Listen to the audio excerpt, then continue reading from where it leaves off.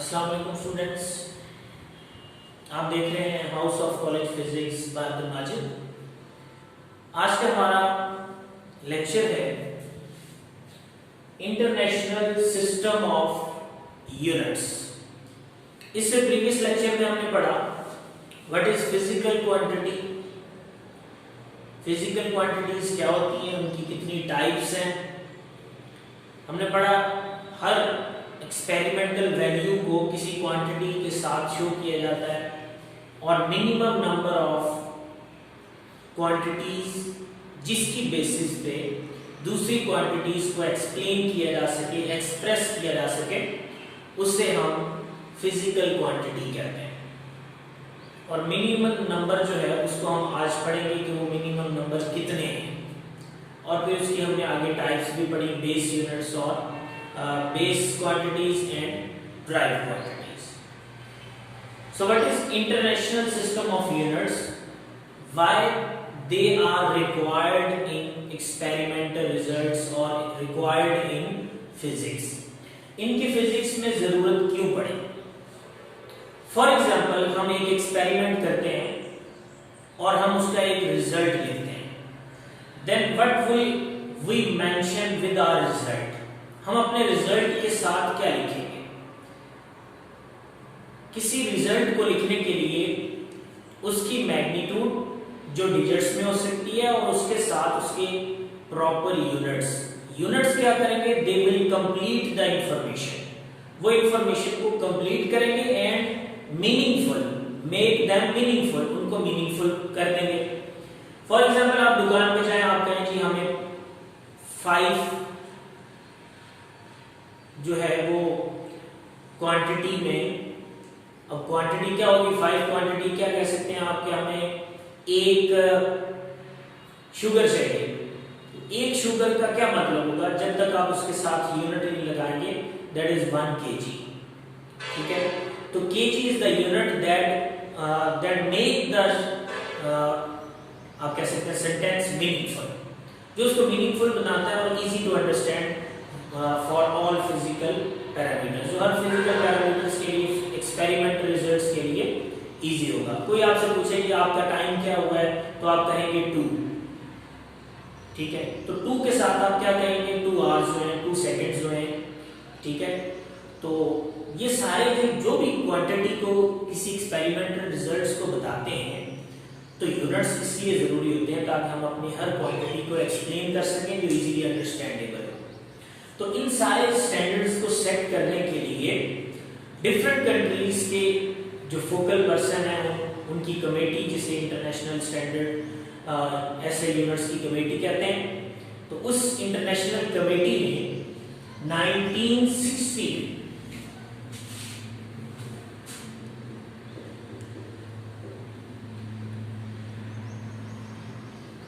in 1960 they set the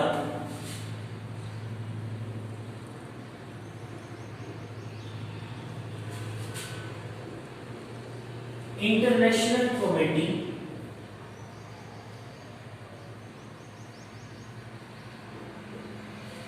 set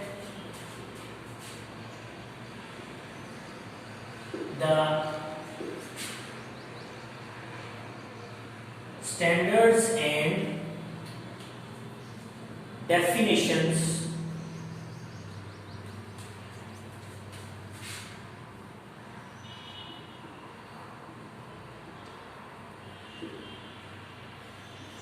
of SI units to explain the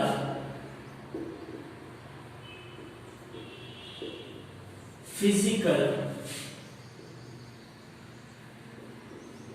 quantity। Physical quantity को explain करने के लिए standard set हो गए।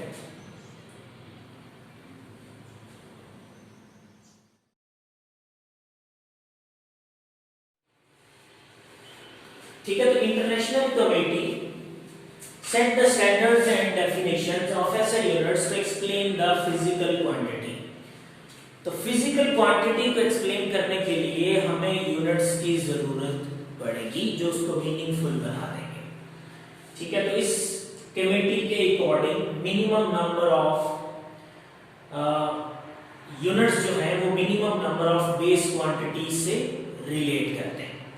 तो अब हम इसकी टाइप्स पढ़ेंगे कि कितनी टाइप के यूनिट्स हो सकते हैं। तो 3 टाइप के हम यहां पे पढ़ेंगे। सबसे पहले हमारे पास होगा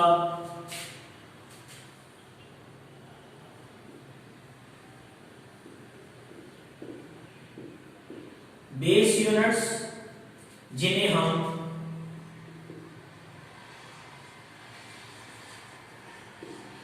फंडामेंटल यूनिट्स भी कहेंगे। ठीक है, जैसे बेस क्वांटिटीज की हमने प्रीवियस लेक्चर में पढ़ा, बेस क्वांटिटीज वो होती हैं जिनकी बेस पे दूसरी क्वांटिटीज को एक्सप्लेन किया जा सकता है और वो एक मिनिमम नंबर में होती हैं। तो बेस यूनिट्स, इसकी अगर आप डेफिनेशन करें, यूनिट्स टू explain the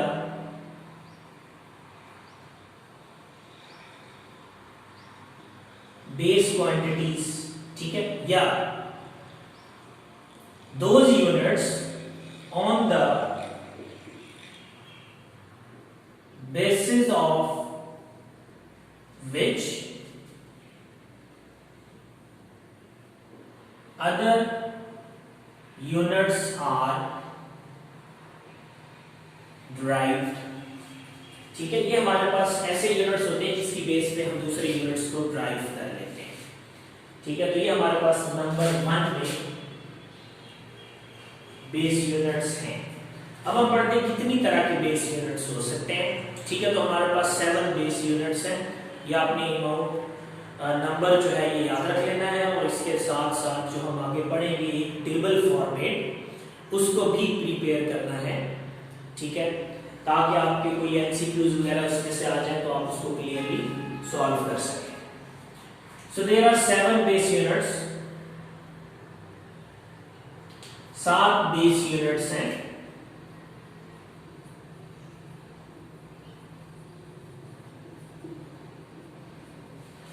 अब 7 बेस यूनिट्स का हम क्या करेंगे, एक टेबल ड्रॉ करते हैं और टेबल में हम एक कंप्लीट इंफॉर्मेशन यहां शो करेंगे। ठीक है, उस कंप्लीट इंफॉर्मेशन में सबसे पहले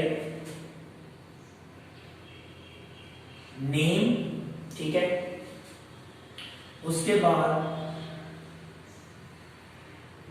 सिंबल। नेम किसका होगा, बेस क्वांटिटी का। ठीक है, या फिजिकल क्वांटिटी आप इसको लिख सकते हैं।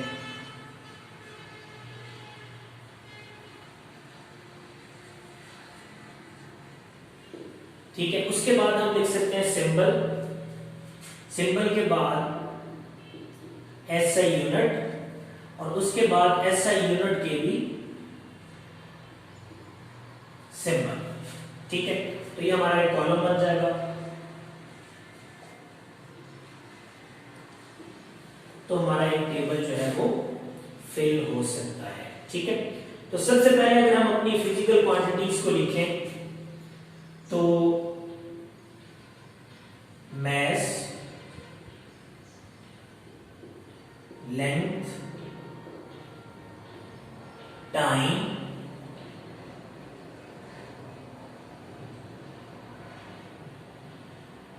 temperature,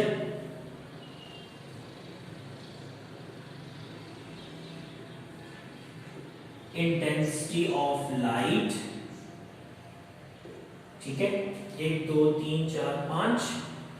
इसके अलावा करंट और लास्ट में अमाउंट ऑफ सबस्टांस। ठीक है, तो ये हमारे पास 7 बेस क्वांटिटीज बन गई हैं। ठीक है, mass, length, time, temperature, intensity of light, current और अमाउंट ऑफ सब्सटेंस कि हमारे पास अमाउंट ऑफ सब्सटेंस कितनी है। अब हम इनके सिंबल लिखेंगे, इन बेस क्वांटिटीज को कैसे शो करते हैं, फिर हम इनके यूनिट्स पढ़ेंगे, यूनिट्स, और फिर उस यूनिट्स के सिंबल भी देखेंगे, जो भी हम आगे अपने एक्सपेरिमेंट्स में, न्यूमेरिकल्स में फिजिकल क्वांटिटी के साथ एक्सप्लेन करेंगे। ठीक है, तो what is the symbol of mass? That is capital M, length capital L, time capital T, temperature, temperature के लिए जो हम सिंबल इस्तेमाल करते हैं वो भी कैपिटल टी ही होता है। ठीक है, इंटेंसिटी ऑफ लाइट, इसके लिए इटैलिक आई या कैपिटल एल भी इस्तेमाल करते हैं। करंट के लिए आई इस्तेमाल करते हैं और अमाउंट ऑफ सब्सटेंस के लिए हम एम इस्तेमाल करते हैं। ठीक है, तो ये हमारी क्वांटिटीज होंगी। इसके दो सिंबल हैं बहुत सारी बुक के अंदर, ये आपने ध्यान में रखने। इटैलिक आई भी इंटेंसिटी को शो करता है और कैपिटल एल भी किसी किसी जगह पे इस्तेमाल किया जा सकता है। ठीक है, अब हम आते हैं इनके एसआई यूनिट्स पे। अब एसआई यूनिट में मैस के लिए KG is the SI unit, length के लिए मीटर, ठीक है, टाइम के लिए सेकंड, टेम्परेचर के लिए केल्विन, इंटेंसिटी के लिए हमारे पास होता है कैंडेला। ठीक है, करंट के लिए होता है एम्पियर और अमाउंट ऑफ सब्सटेंस के लिए होता है मोल। ठीक है, so these are the SI units of these 7 base quantities। इन्हीं को बेस यूनिट भी कहते हैं। ठीक है, अब हम आते हैं इनके सिंबल पे। अब सिंबल जब हम लिखेंगे तो KG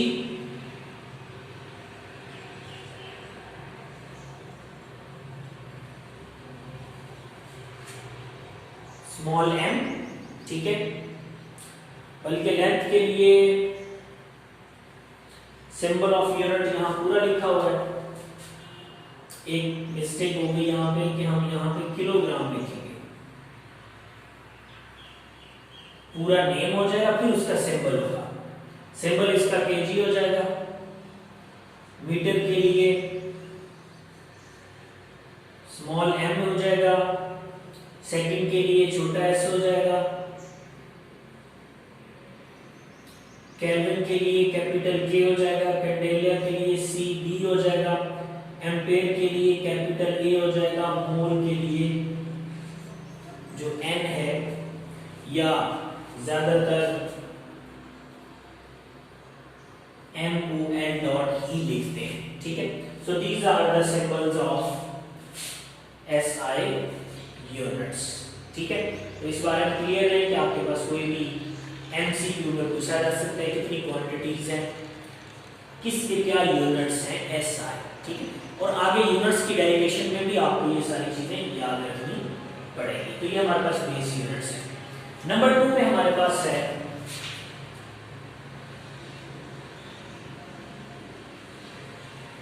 derived units. Derived units हमारे पास नंबर 2 पे। अब डिराइव्ड यूनिट्स की अगर हम डेफिनेशन करें तो डेफिनेशन क्या हो सकती है? दे derived from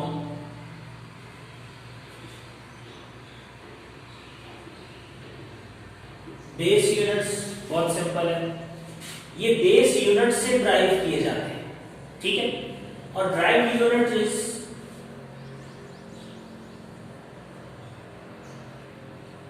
combination of two or more than two base units, ये दो या दो से ज्यादा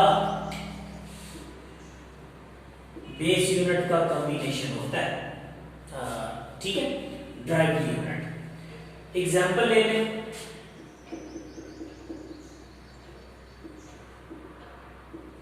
सबसे पहले एग्जांपल आप ले सकते हैं एरिया।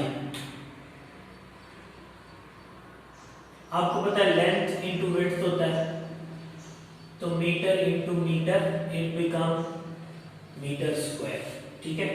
वॉल्यूम ले लें, length into length that is metre into metre into metre, metre cube. Force ले लें, newton that is equal to kg ms-2। Speed ले लें, ठीक है, मीटर पर सेकेंड।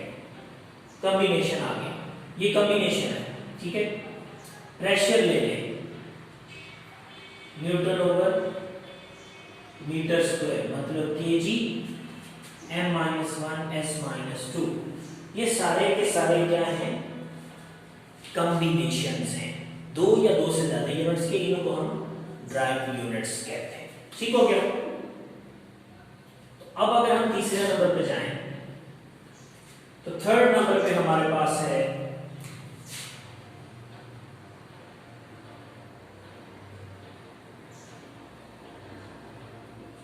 सप्लीमेंट्री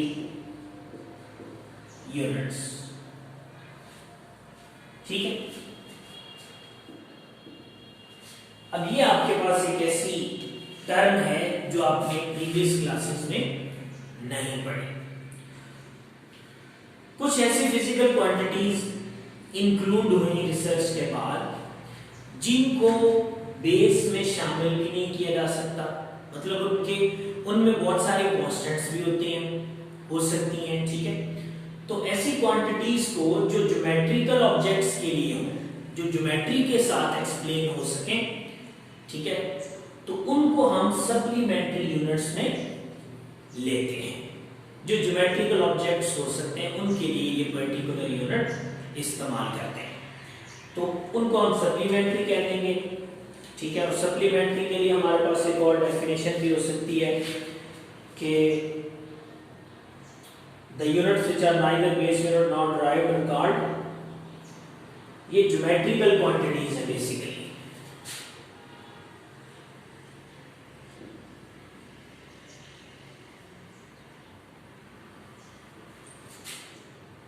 ज्योमेट्रिकल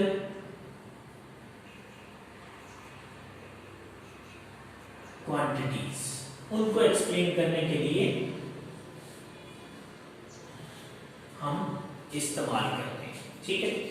इसकी भी दो टाइप्स हमारे पास है फिलहाल। नंबर 1 है, अगर आप नंबर 1 को देखें तो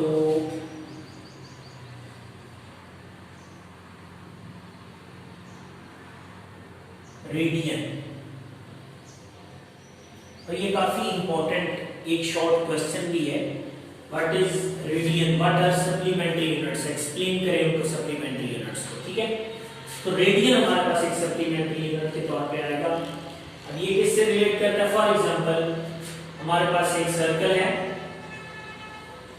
ठीक है, और सर्कल के सेंटर पे हमने क्या किया, एक रेडियस यू बनाया, एक रेडियस यू बनाया, इनके दरमियान में आया कोई ना कोई certain angle.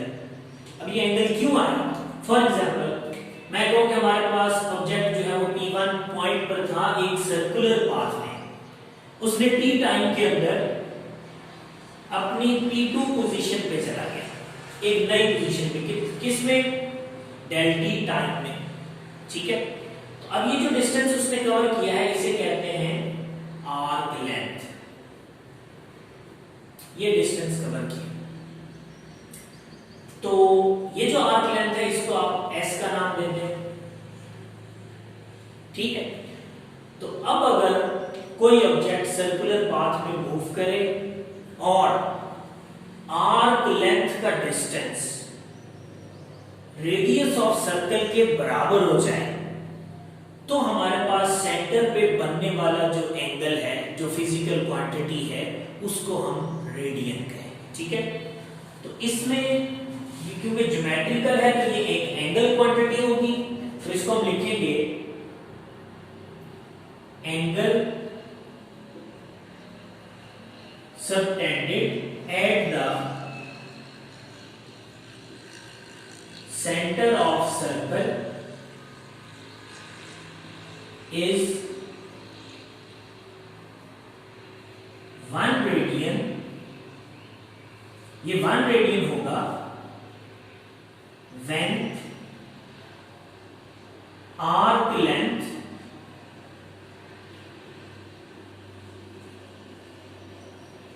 equals to radius of circle. जब हमारे पास आर्क लेंथ जो है वो रेडियस ऑफ सर्कल के बराबर हो जाए, तब हम इस एंगल को 1 रेडियन कहें। ठीक है। और अगर हम कंसीडर करें ये S ओवर R, क्योंकि ये दोनों जब बराबर होंगे S become equals to R, तो इसका आंसर क्या आ जाएगा 1 के बराबर। ये कंडीशन हमारे पास फॉलो हो जाएगी। ठीक है। अब इससे हमारे पास बहुत सारी क्वांटिटीज आ गई, सॉल्व होंगी। अब ये जो हमारे पास थीटा है ये एक एंगल है, लेकिन जब ये कब इन्वॉल्व होगा, जब रोटेशन होगी, जब रोटेशनल मोशन होगा। तो रोटेशनल मोशन में इसे हम एंगुलर डिस्प्लेसमेंट भी कहते हैं, ये माइंड में रखें। ठीक है। चैप्टर नंबर 5 जब हम पढ़ेंगे तो यही थीटा हमारा एंगुलर डिस्प्लेसमेंट का काम करेगा। ठीक। तो रेडियन जो है ये एसआई यूनिट है उस एंगुलर डिस्प्लेसमेंट के जो सेंटर पे कवर होता है, क्योंकि पोजीशन चेंज हो रही है विद रिस्पेक्ट टू टाइम। ठीक है। तो पोजीशन चेंज होगी विद रिस्पेक्ट टू टाइम, तो डिस्प्लेसमेंट कवर होगा। सिंपल डेफिनेशन भी यही है। Now we are going to discuss plane angle and radian with animation. First of all, what is plane angle? Let we have a circle with radius r and we draw an arc on a circumference. So there will be an angle between two radii is called theta, that is called 1 radian. So the definition is angle subtended at an arc at the center of circle in a plane is called plane angle. Plane angle is measured in different units like second, minute, degree, radian and revolution. The SI unit of the plane angle will be radian. SI units इसके radian होंगे. So what is the value of 1 radian?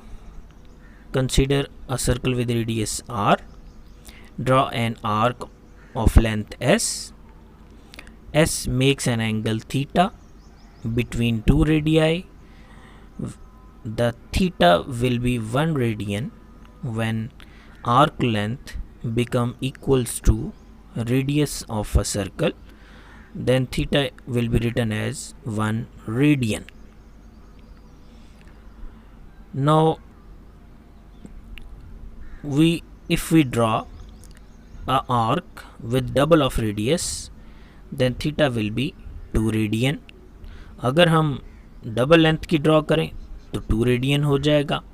अगर हमारी arc जो है वो third time of radius हो जाए तो थर्ड आर्क हो जाएगी। एक और सिमुलेशन है कि अगर हमारे पास एक ये सर्कल है और इसका रेडियस r है and if we draw a linear distance on the circumference of length s, the angle between two radii is 1 radian. Angle जो है वो 2 रेडियस के दरमियान में 1 रेडियन होगा। लेंथ डबल हो जाएगी, इट बिकम 2, ट्रिपल हो जाएगी, it become 3. But for a complete semi circle For a semicircle it will become pi radian, but if we consider the whole circular distance then it will become 2 pi radian. ये हमारी simulation understandable है. ठीक है, तो इसको हम 1 radian कहते हैं. सेकंड हमारे पास है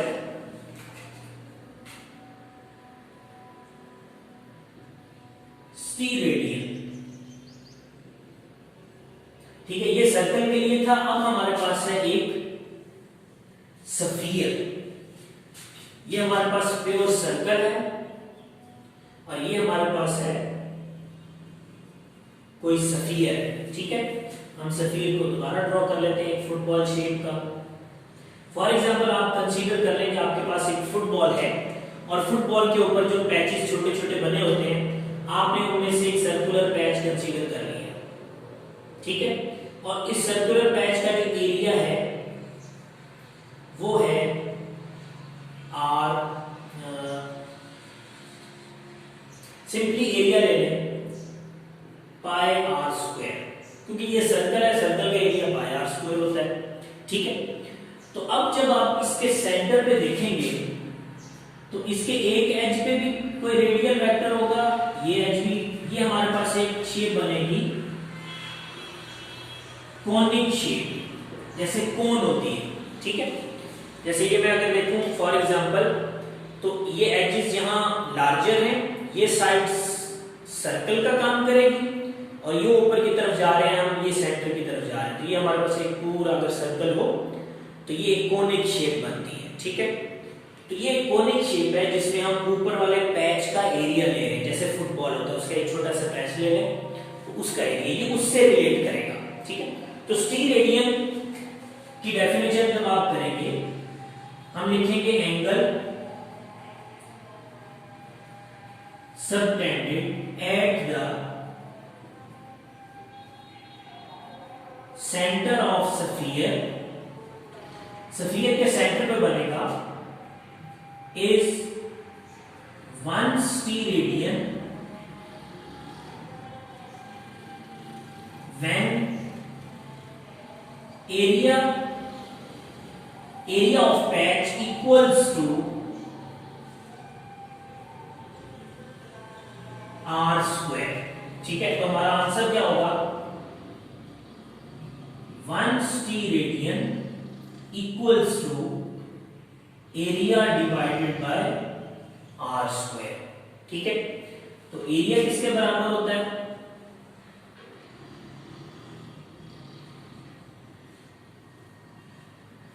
अगर हम पूरी सफियर का एरिया लें तो वो हो जाएगा 4 पाई आर स्क्वायर.